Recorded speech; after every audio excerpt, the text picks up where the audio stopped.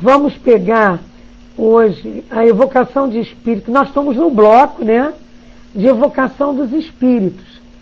E as várias comunicações a respeito, as várias evocações a respeito, nós botamos num módulo e estamos estudando. Hoje, nós vamos estudar da Revista Espírita de abril de 1858, o caso dos espíritos na Abissínia, certo? E continua acompanhando o Livro dos Médiuns, capítulo 25, que fala sobre a questão das evocações, lá no Livro dos Médiuns. Claro que o Livro dos Médiuns veio depois de tudo isso, é o resumo teórico de todas essas experiências, e por isso que faz com que a gente faça esse comparativo. Então nós vamos começar assim. Em sua voyage ao Sos, quer dizer, viagem de nascente do Nilo, em 1768, conta James Bruce, que é o autor, o explorador inglês, né, que descobriu a nascente do Nilo Azul, no lago de Tana. Está lá essa informação na rodapé da Revista Espírita.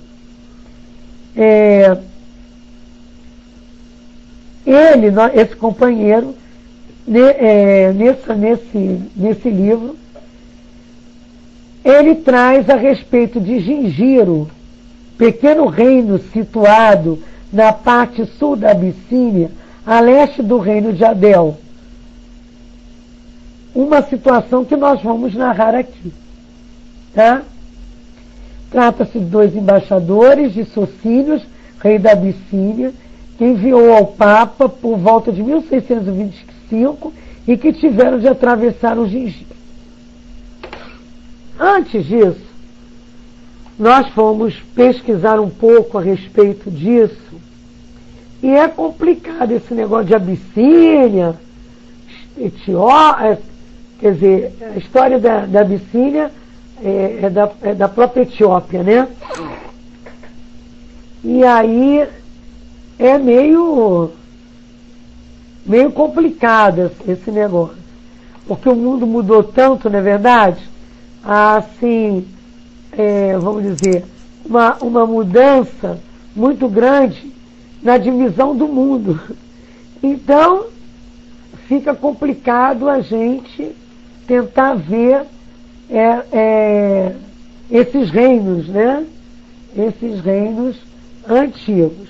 Então, quando a gente tentou a pesquisa na internet, nós vimos que saía tudo, menos isso, a não ser o próprio texto, né, da Revista Espírita. E aí, vamos dizer, a gente pegou um comentário do companheiro que trata dessa situação lá no Portal do Espírito, né, para tentar colocar de uma forma mais, assim, vamos dizer, mais assim, simples para todos nós. Ele diz que o James Bruce, né, que escreve esse livro em 1768, conta a respeito de Gingiro, né, que é esse pequeno reino, né, na parte meridional da Licínia, exatamente essa história que vem aqui. E aí ele diz para nós que tem esse lance da Espanha no meio dessa história toda. É que eu estou procurando onde eu escrevi isso, gente, por isso que eu estou demorando. A gente... Aqui. Achei.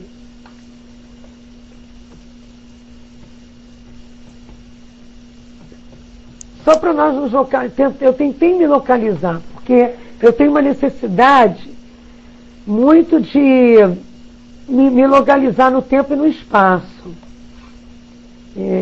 E aí eu fico perdida quando eu não consigo uma coisa dessa, sabe? Então eu vou lendo para vocês e quando eu achar eu vou tocando as comparações, tá certo? Então tá lá. Vamos à evocação e vamos tratar disso paralelamente. Diz Bruce que foi necessário prevenir o rei de Gingiro da chegada da caravana e lhe pedir audiência. Mas naquele momento estava ele ocupado em importante operação de magia, sem a qual jamais o soberano ousaria empreender coisa alguma.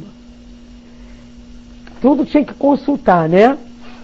O reino de Gingiro pode ser considerado como o primeiro desse lado da África, em que se estabeleceu a estranha prática de predizer o futuro pela evocação dos espíritos e por uma comunicação direta com o diabo. Estamos vendo aí o diabo com a letra maiúscula. O rei de Gingiro achou que devia deixar passar 8 dias para receberem audiência o embaixador e o seu companheiro, o jesuíta Fernandes. Em consequência, ao 9º dia, eles receberam permissão para ir à corte, onde chegaram na mesma tarde.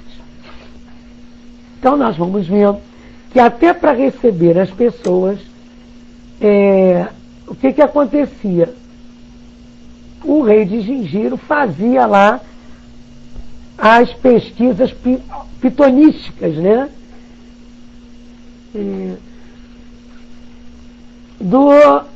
Com relação se deveria receber, se não, coisas nesse nível. Isso nos faz lembrar quando a gente estuda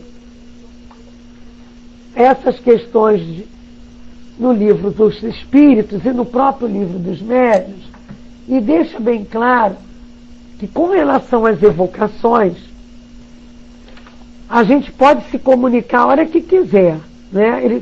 Os espíritos podem ser evocados, mas o espírito que virá depende da nossa vontade, da nossa intenção, né? Depende do nosso objetivo. Então, quando se pergunta na 282 do Livro dos Médiuns se pode até alguém sem ser médium evocar os espíritos, né, que aí a gente vai vendo, lógico que os pitonisas eram médiuns, né? Nós vamos encontrando tudo isso claro para todos nós, que podem evocar. Agora, nem por isso, aqueles que vocês evocam que não se comunicam, não deixarão de estar junto da gente, de escutar. E eles, os evocados, nem sempre atendem, porque depende das condições em que eles se encontram. E muitas coisas podem impedir, mesmo evocado, essa comunicação. A própria vontade do espírito é a primeira coisa. Depois o estado corporal, no sentido se está encarnado, as missões de que esteja encarregado,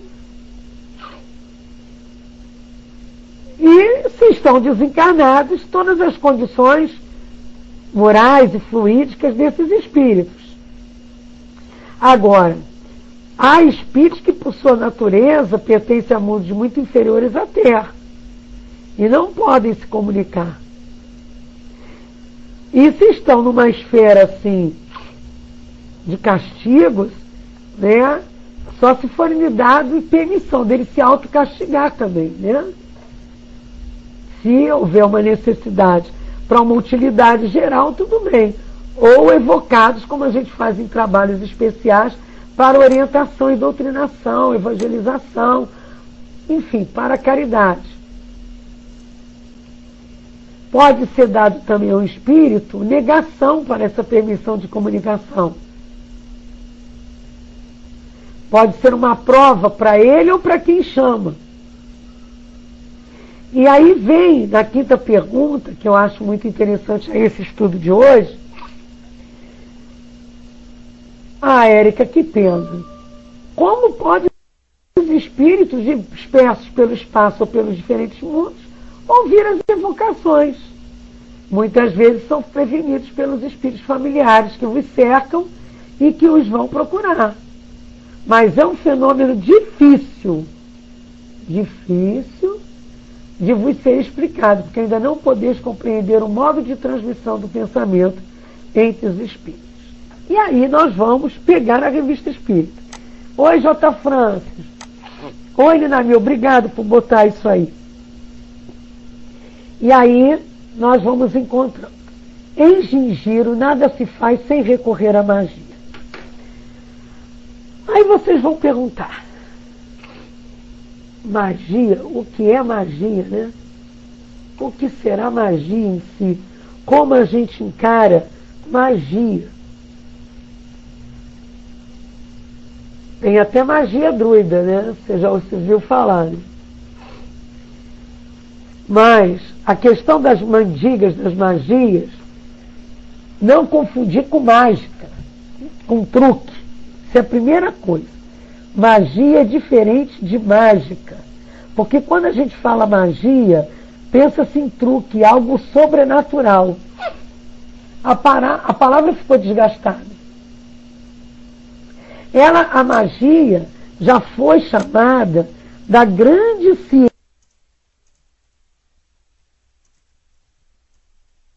ciência sagrada. Era uma ciência oculta que estuda os segredos da natureza. Estudava, né?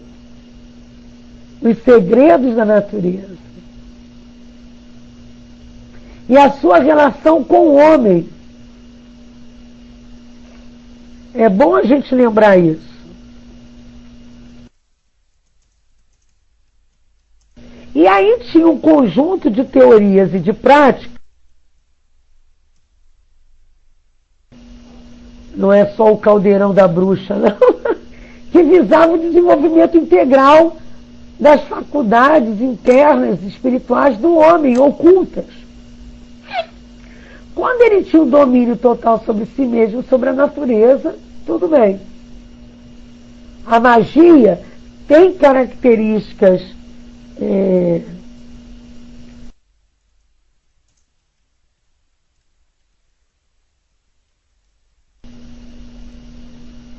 características, vamos dizer assim, ritualísticas, cerimoniais. Ela via magia com mágica ou mesmo com truque. Podemos também ver que a palavra magia vem da língua persa, que significa sábio. Então, magia vem dos persas. Olha como é que vai mudando, né? A gente vai trocando. E quer dizer sábio. Então, os magos eram os sábios, né? O magistério subiu daí.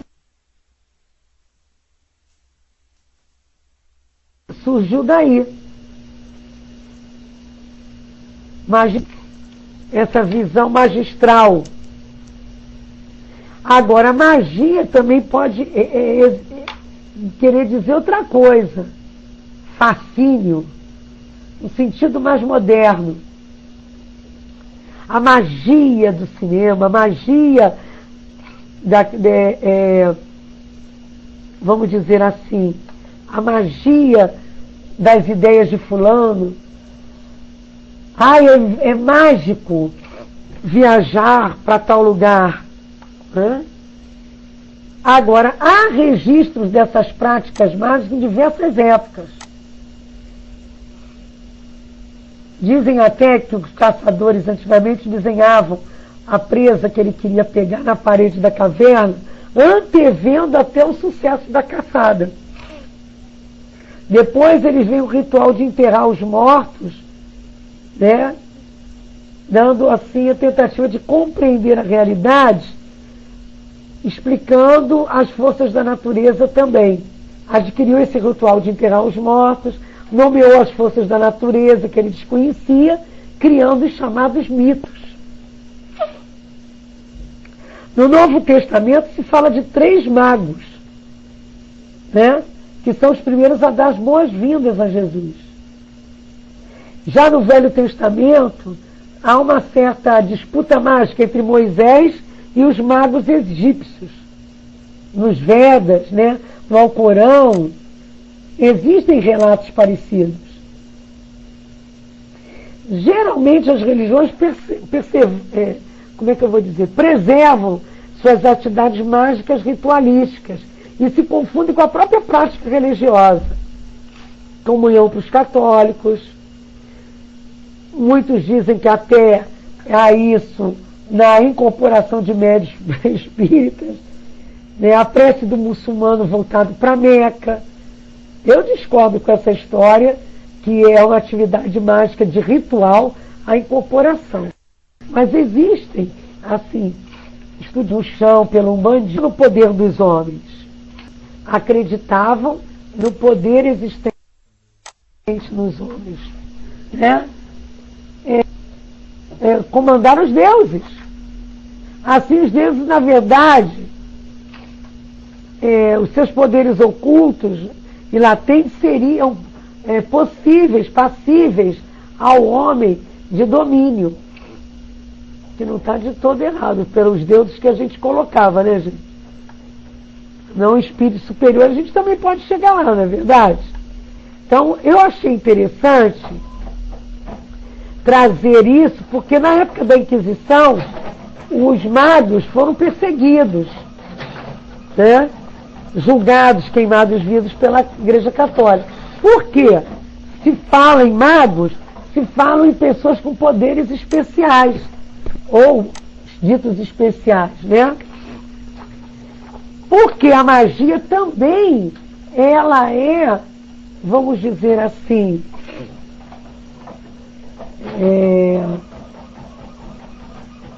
como é que eu vou dizer? É uma ciência de simpatia, vamos dizer assim, a magia. Pode ser considerada assim, né? Então,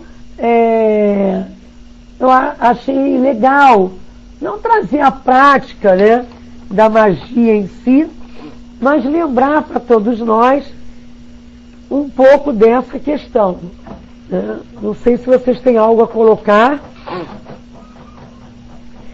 Júnior, isso aí. Oi, Dudu. Não. Eu já sei qual é o barulho, Dudu. Desculpe. Nos 3 magos, a Leila colocou que há um exemplo dos sábios, né? Exatamente, nesse sentido.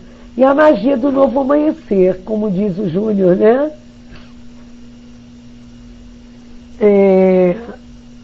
Mais alguém tem alguma coisa a colocar? Então vamos voltar aqui um pouquinho para essa questão aqui da Revista Espírita. Por aí se vê quanto a razão humana se acha degradada a algumas léguas de distância. Que não nos venham dizer que tal fraqueza deve ser atribuída à ignorância ou ao calor da região. Porque um clima quente induziria os homens a se transformarem em magos. O que não se verificaria no clima frio? Por que a ignorância dilataria o poder do homem a ponto de fazê-lo transpor os limites da inteligência ordinária e dar-lhe a faculdade de se corresponder com uma nova ordem de seres habitantes de outro mundo? E aí vem mais questionamentos, né? Os etíopes, que abrange quase toda a Abissínia, são mais negros que os gingiranos. Sua terra é mais quente, como aqueles são indígenas dos lugares que habitam desde o começo dos séculos. Então, eles são, na verdade, indígenas. Entretanto, nem adoram o diabo, nem pretendem ter com ele qualquer comunicação. Não sacrificam homens em seus altares. Enfim, entre eles nenhum traço se encontra dessa revoltante atrocidade.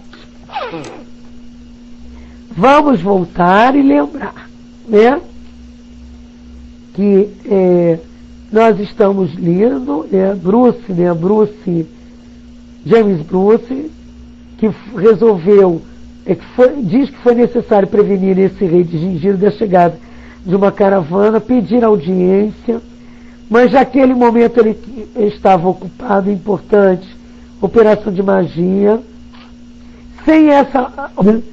E que o reino de Gingiro, que se encontrava nesse lado da África, e aí a gente tem a caracterização de seus habitantes, né?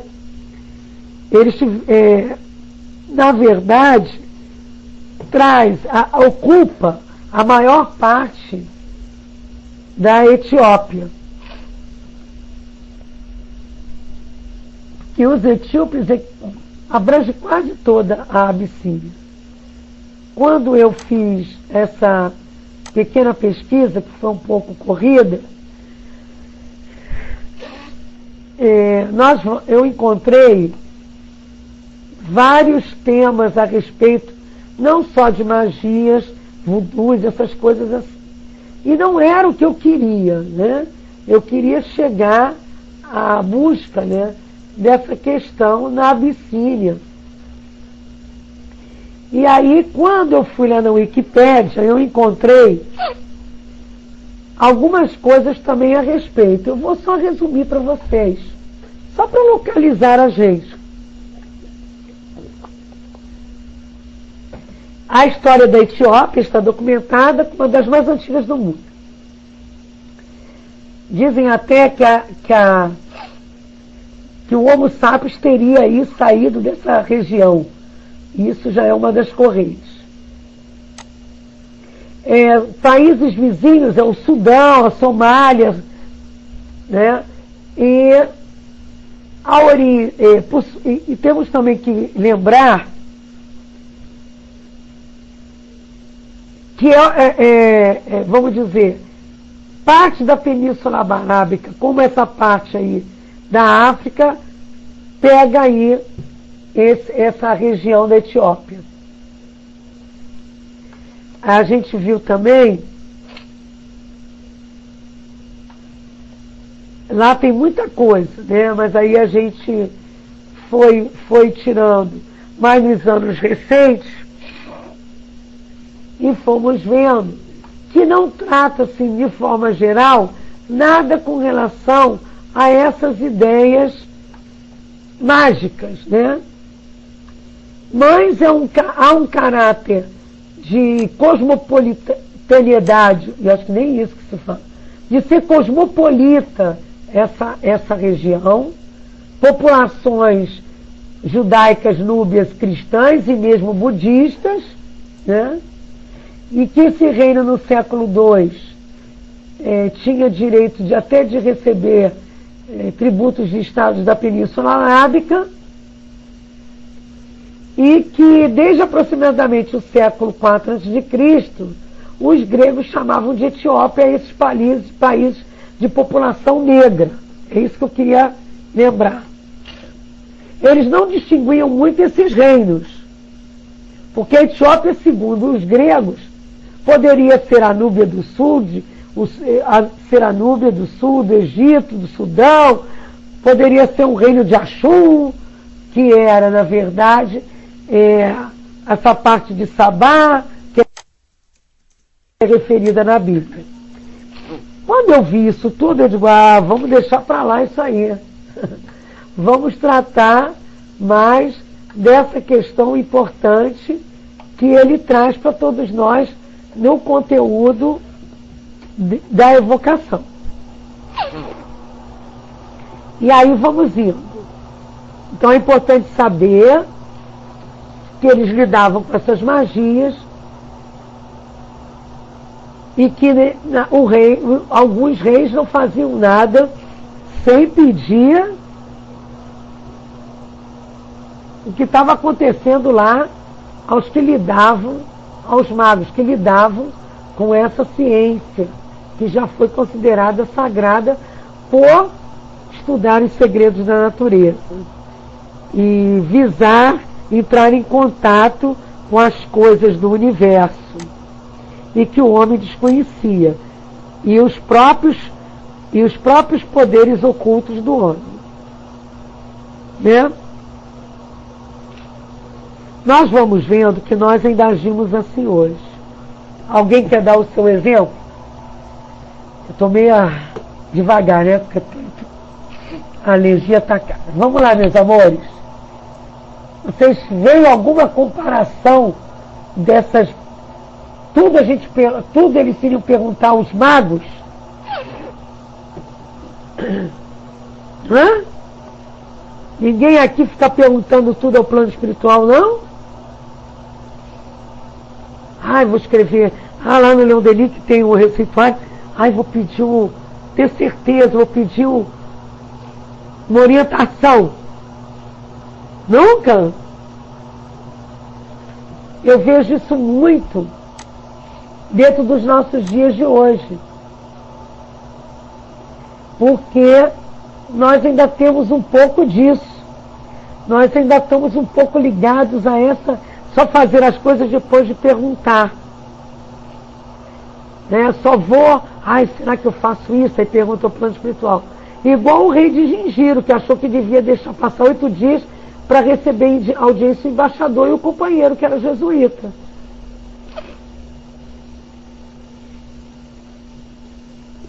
Então, essa questão da gente só fazer as coisas perguntando antes pode levar, às vezes, a algumas controvérsias, algumas confusões na nossa vida.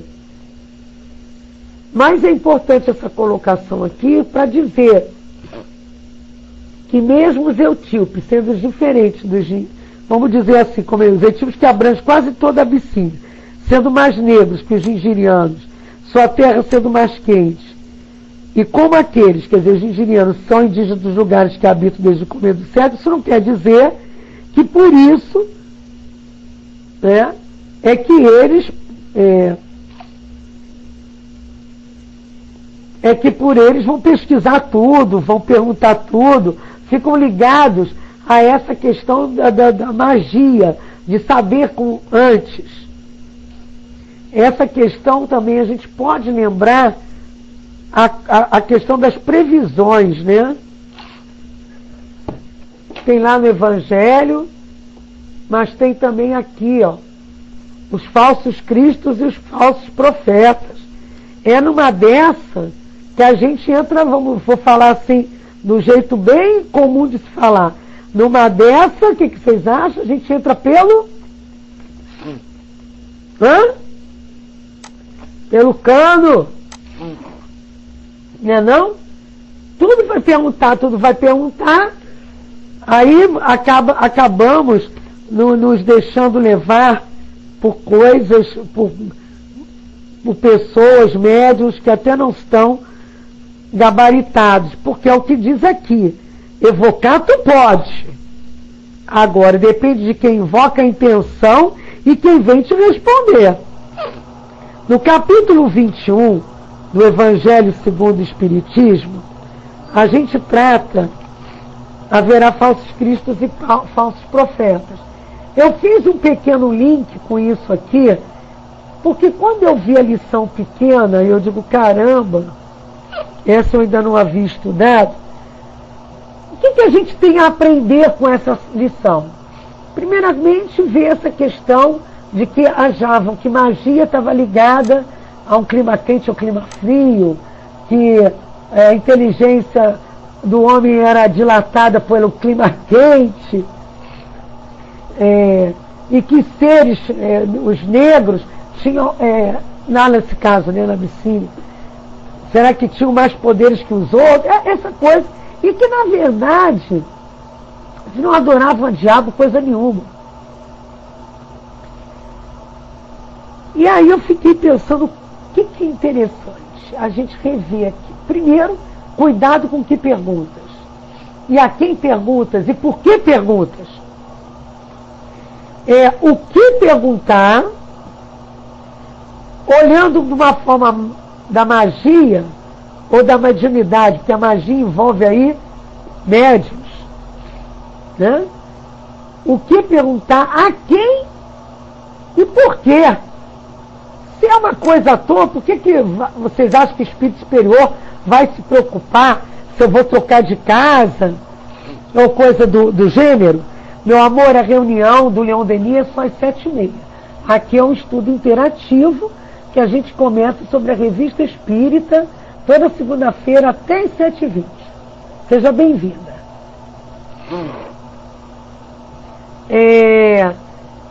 E aí, como nós estávamos falando, é bom ver que questões eu vou perguntar. Nesse capítulo do Livro dos Médiuns, também 25, diz lá para nós: dar-se-á que o pensamento do evocador seja mais... Deixa eu botar aqui para você. É na 282. Não. Seriam necessárias... 12ª pergunta. Serão necessárias algumas disposições especiais para as evocações? A mais essencial de todas as disposições é o recolhimento, quando se deseja entrar em comunicação com espíritos sérios. Fé, desejo no bem. Aí tem mais força para evocar esse tipo de espíritos, elevando sua alma por alguns instantes de recolhimento. Quando a evocação, o evocador se identifica com os bons espíritos, e esse pode se dispor a vir. E aí ele fala mais aqui, né? 15ª. Não é essa aqui. Ele fala mais adiante, né? Quando se pergunta se há diferença entre os bons e maus espíritos, pelo que toca a solicitude com que atendem ao nosso chamado, que é a 21ª, um bem quando há. Os maus espíritos não vêm de boa vontade, senão quando contam dominar e enganar. Experimentam viva contrariedade quando forçados a vir para confessarem suas faltas. E outra coisa, que não procuram senão ir-se embora, como um colegial a quem se chama para repreendê-lo. A evocação é penosa para os bons espíritos quando são chamados inutilmente para futilidades, então, ou não vêm ou se retiram logo. Então essa é importante, a 282, 21. Por quê? Porque é aqui que a gente vê, capítulo 25 do Livro dos Médiuns, o item 282, a questão 21ª, que isso vai depender daí o que a gente está fazendo, com quem a gente está lidando. E ele coloca aqui, nas partes da África que tem comunicação aberta com o mar, o comércio de escravos está em uso desde os mais remotos séculos, mas o rei de Gingiro, cujos domínios se acham encerrados quase que no centro do continente, sacrifica ao diabo os escravos, que não pode vender ao homem. Então, ele tem esse tipo de ritual. É ali que começa esse horrível costume de derramar o sangue humano em todas as solenidades. Ignoro, diz o Sr. Bruce, até onde ele se estende para o sul da África, mas considero Gingiro como limite geográfico do reino do diabo, do lado setentrional da península. Olha o que o escritor fala, né? E aí Kardec traz para nós que se o Sr. Bruce tivesse visto aquilo que hoje testemunhamos, nada de assombroso acharia na prática das evocações usadas em Gingiro, porque os magos faziam evocações. Ele só vê nelas uma crença supersticiosa, enquanto nós encontramos a sua causa no fato de manifestações falsamente interpretadas que puderam produzir-se lá como alhures, como em outros lugares. O papel que a credulidade atribui nelas ao diabo nada tem de surpreendente. De passar para esse texto que Kardec coloca sobre a questão, né, dessa crença, né, do poder maléfico ao diabo e dos povos bárbaros. Nós vamos ler lá no capítulo 21 do Evangelho, quando no item 4 se fala que geralmente atribui-se aos profetas o dom de revelar o futuro. Magos, profetas, né? Assim sendo, as palavras profecia e predição tornaram-se sinônimas. No sentido evangélico, no entanto, a palavra profeta tem sentido mais amplo e é aplicada a todo enviado de Deus com a missão de instruir os homens e de lhes revelar as coisas ocultas e os mistérios da vida espiritual. Então aqui é interessante, quando se usa o Evangelho segundo o Espiritismo, nesse item 4, porque a gente vai diferenciar a visão que nós temos de profetas, né, de magos e do diabo, né, que a gente vê lá no Livro dos Espíritos, que era considerado como um espírito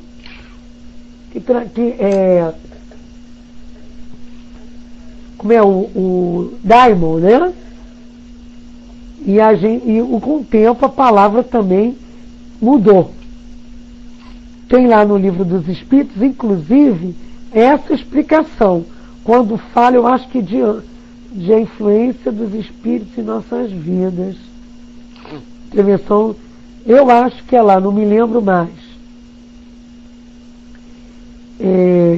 Quando se fala de anjo da guarda, dessa diferença. Mas há uma nota explicativa a respeito disso. Então nós temos que estar com cuidado quando usamos certos termos, e às vezes tem companheiros que pegam termos assim, como esse termo aqui, magos e diabo e profeta, e usam em outro contexto, e não vem o contexto que foi utilizado na época de Kardec. Isso é histórico. É histórico. Então nós não podemos deixar de pesquisar. Por isso é que eu quis trazer para vocês aquelas falas que parecem meio chatas e históricas sobre a ideia da própria Abissínia, dos próprios magos, da magia ou coisas do gênero. Eu agora não estou achando, mas eu tenho uma Eugênia em algum lugar. Quando fala, acho que é na 514, mas não é não. Que fala exatamente do daimon. Mas se eu não conseguir hoje nem ninguém, a gente vê depois. Tá, meus amores? O importante é que a gente leia isso no Evangelho. Olha aqui. Um homem, portanto, pode ser profeta sem fazer predições. Então, não é um caso aqui. Aqui o mago é diferente. Profeta não faz predições, mago fazia. Né? Pela ideia deles. Essa era a ideia dos judeus no tempo de Jesus.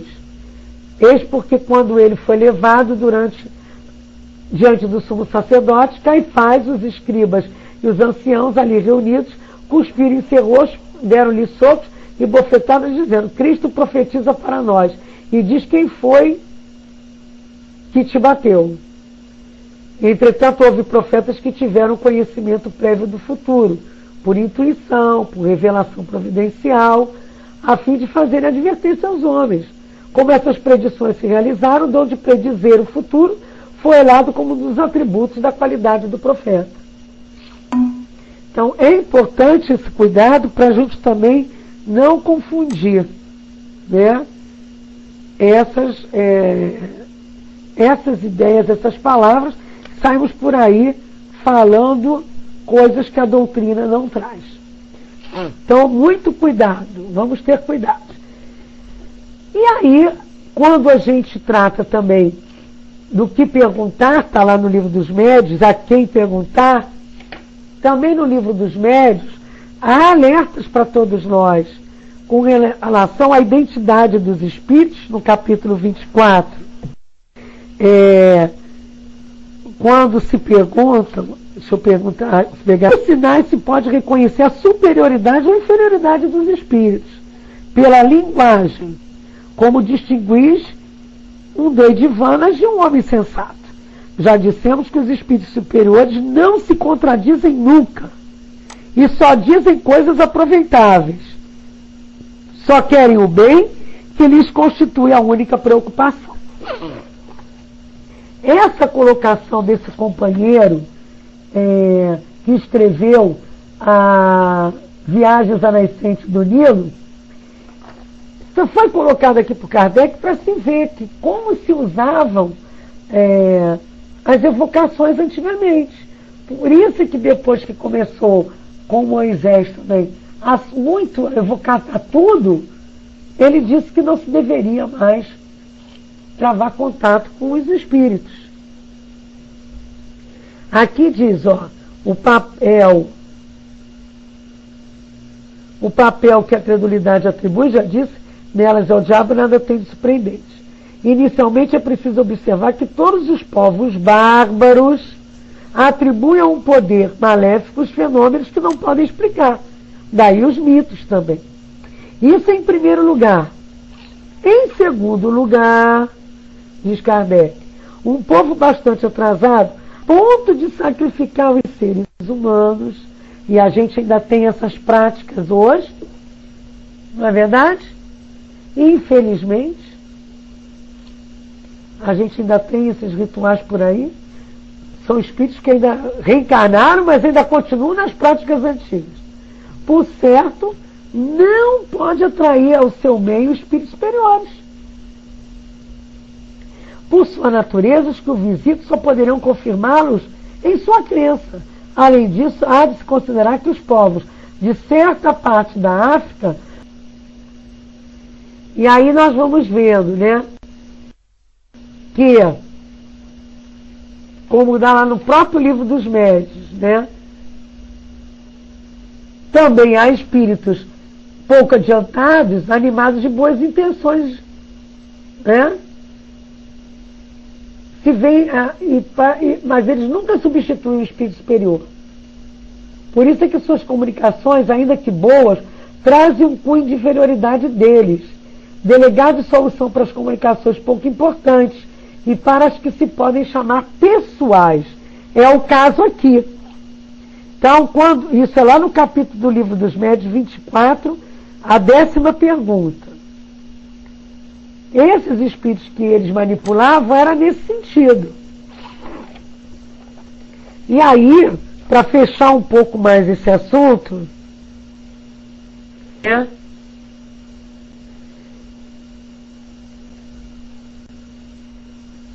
quando pergunta-se assim ao plano espiritual,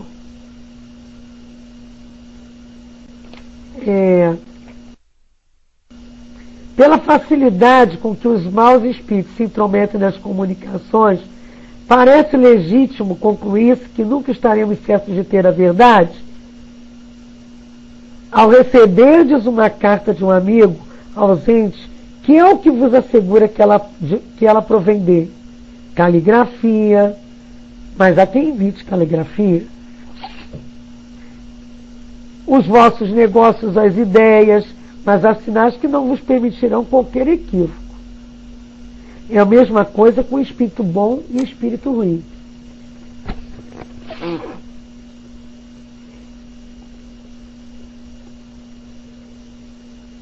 Dudu, pena, mas eu vi, mas não consegui gravar também.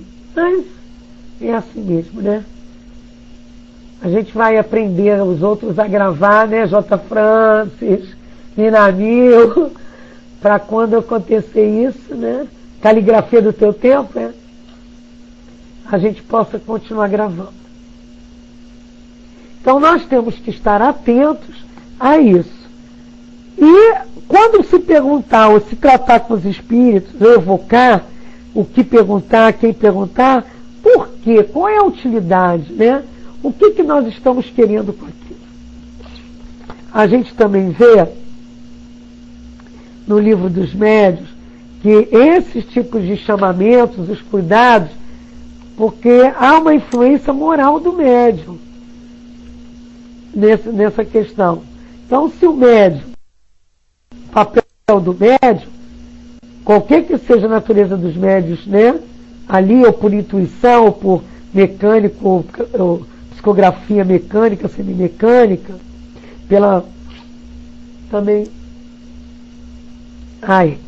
pela psicofonia, é importante lembrar que nós nos comunicamos pelo pensamento, irradiação de pensamento.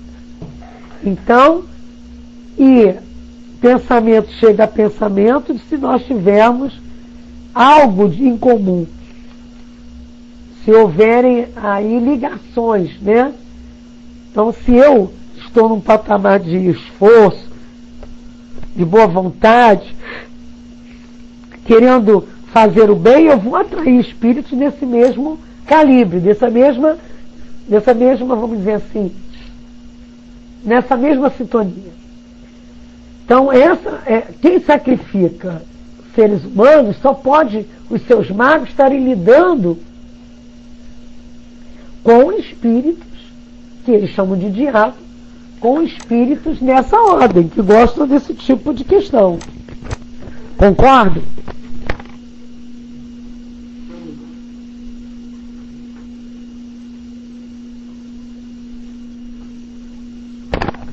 Eu gosto quando eu pergunto, concordo, e ninguém fala nada. Parece que eu estou sozinha na sala, gente. E aí, quando a gente vê aqui no final, que ele fala dessa questão, dessa tradição judaica, já falei de Moisés, do que foi colocado, né? Da não evocação, mas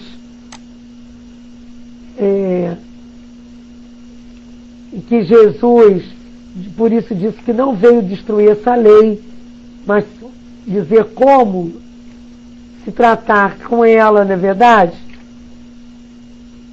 Nós vamos encontrar também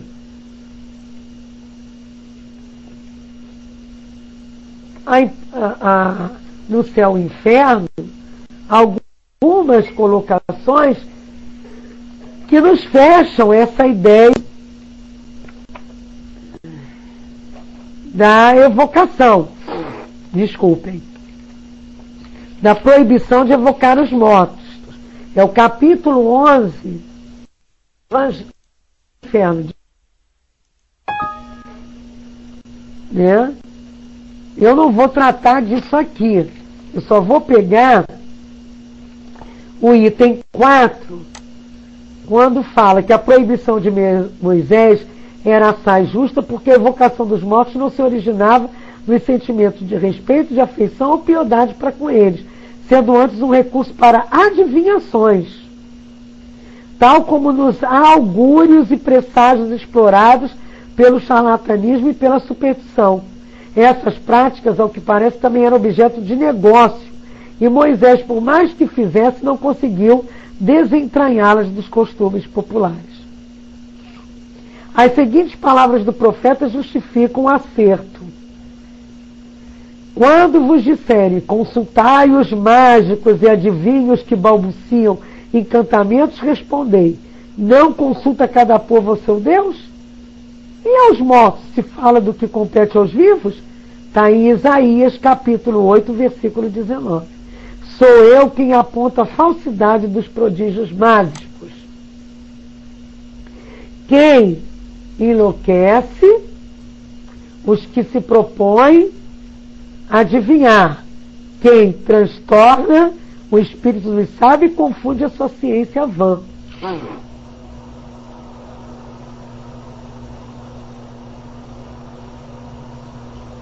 Então nós temos, pena que o companheiro não pediu autorização, né? Para deixar o seu recado e sair correndo sobre a palestra espírita. Mas nós também temos 2 palestras agora, 7h30. Né? Encontro das Casas Espíritas e Livro dos Médiuns no Leão Denis. Então, nós temos que ver esse item 4, gente, fantástico do céu e inferno. Né? A gente não entra na casa dos outros sem bater na porta e pedir com licença, não é verdade? Uma pena.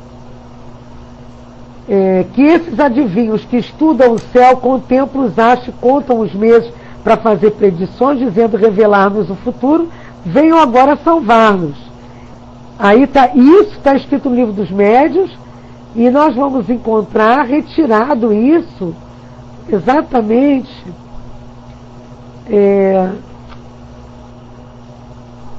do capítulo 46, versículo 25 lá de Isaías. Então tem aqui fantasticamente colocado o capítulo de Isaías, que dirige-se aos babilônios, da virgem filha da Babilônia, filha de caldeus, mostrando a prática normal daquela época, estava se perdendo o objetivo. Que tipo de espírito se trabalhava? Então, quando o nosso companheiro fez lá as viagens de descoberta do Rio Negro e viu isso, se assustou. E, ao mesmo tempo, quis dizer que não era com prática lá do diabo, isso e aquilo, e nem eram aqueles motivos que eles tinham falado, né? Responsáveis por isso, certo? E aí nós vamos lá, ó.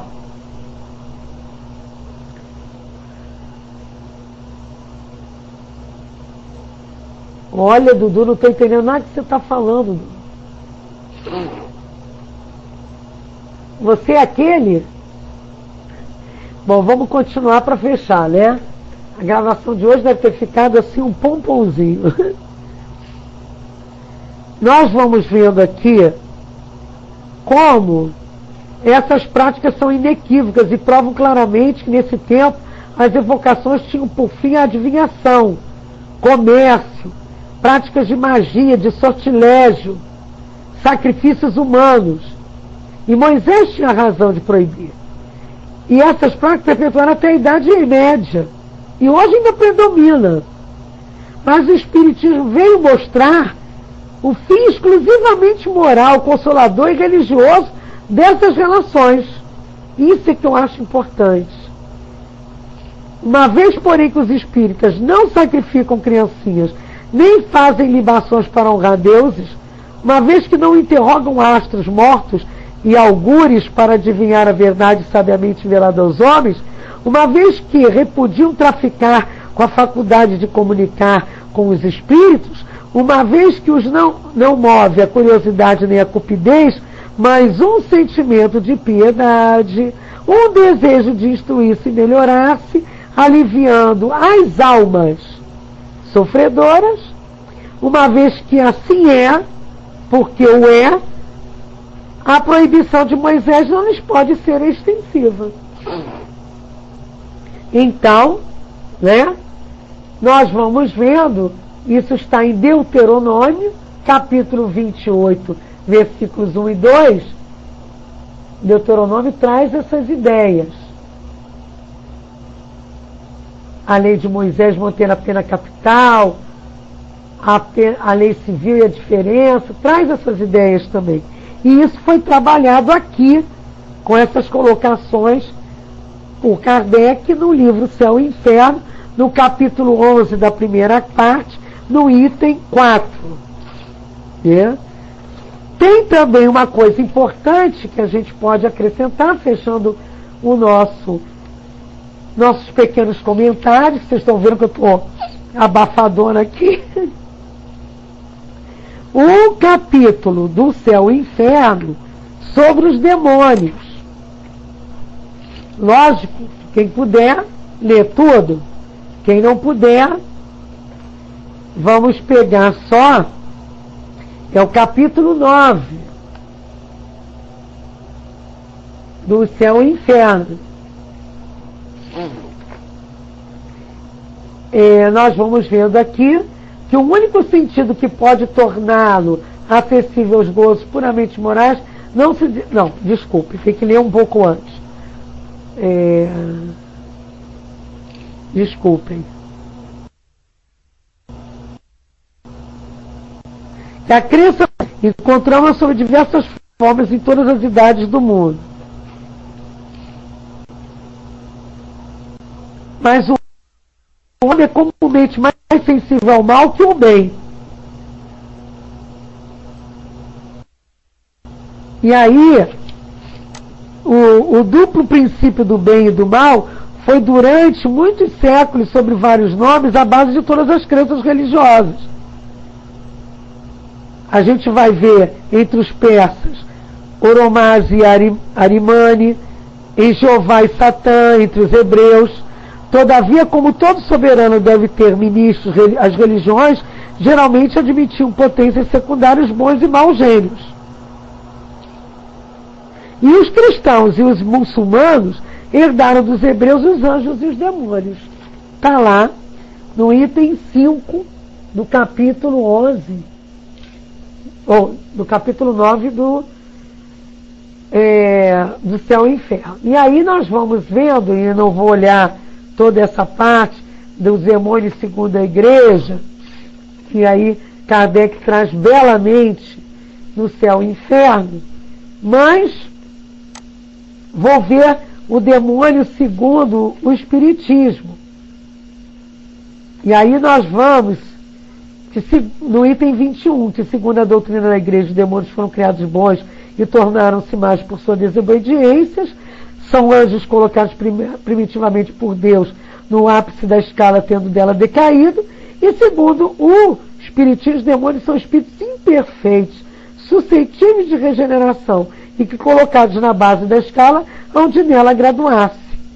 Então isso inclui apatia, negligência, obstinação, má vontade, persistindo em ficar por mais tempo nessa classe e sofrer as consequências. Então esse item 21, junto com o item 5, fecham esse estudo na noite de hoje, quando a gente vê a trazer as ideias que já eram feitas por evocações anteriormente, e nós já tínhamos estudado isso aqui em outro momento, em outra evocação, essa questão dos profetas, profetisas, magos e magias, e hoje deixando aí essas pequenas colocações para a reflexão de todos vocês. Certo? Eu espero que vocês tenham prestado atenção no meu esforço de passar esse estudo, viu? Alguém quer fazer alguma colocação a respeito do trabalho? Oi? Alguém? Alguém quer me ajudar em alguma coisa? Leilinha? Ah, mas... Érica.